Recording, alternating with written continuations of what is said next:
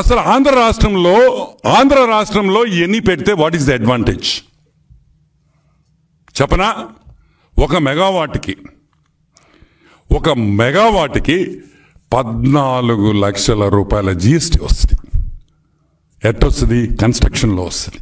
Per megawatt you will get 14 lakhs GST గవర్నమెంట్కి. దాంట్లో 50% వేసుకున్నా స్టేట్కి వస్తుంది. ఆ డబ్బులన్నీ పోయినాయి. ఎంత పోయింది? 1260 కోట్ల రూపాయలు రావాల్సిన జిఎస్టీ మనకి వెళ్ళిపోయింది. దేనివల్ల వెళ్ళిపోయింది? నువ్వు 9000 megawatts రాజస్థాన్లో కొన్నావు, అదే ఆంధ్ర రాష్ట్రంలో పెట్టుంటే మనకి 1260 crores క్యాష్ మిగిలేది. ఏదో ఒక ప్రాజెక్ట్లో మనం డబ్బులు పెట్టుకోండొచ్చు. సరే, అది కూడా పోయా సంక్రాంతికి. మినిస్ట్రీ ఆఫ్ రిన్యూబుల్ ఎనర్జీ ప్రతి మెగావాట్కి 20 లక్షల రూపాయలు గ్రాంట్ ఇస్తారు. ఎంత ఇస్తారు? 20 lakh rupees గ్రాంట్. 1800 కోట్ల రూపాయల నష్టం మనకి.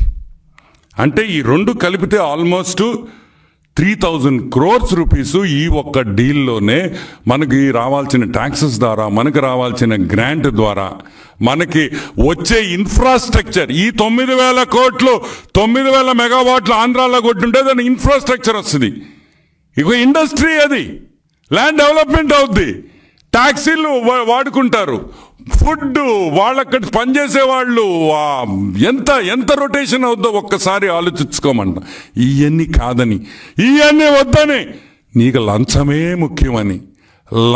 ముఖ్యమని చెప్పి ఈరోజు జగన్మోహన్ రెడ్డి లంచాలు తీసుకొని ఈరోజు United states of America court మెట్లు ఎక్కాడనే విషయం మీరందరూ గుర్తుపెట్టుకోవాలని కూడా నేను మనవి చేస్తాను.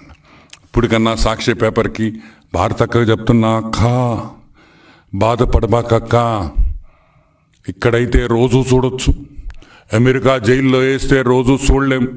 నీకు మంచి అవకాశం కూడా ఇప్పిస్తాం.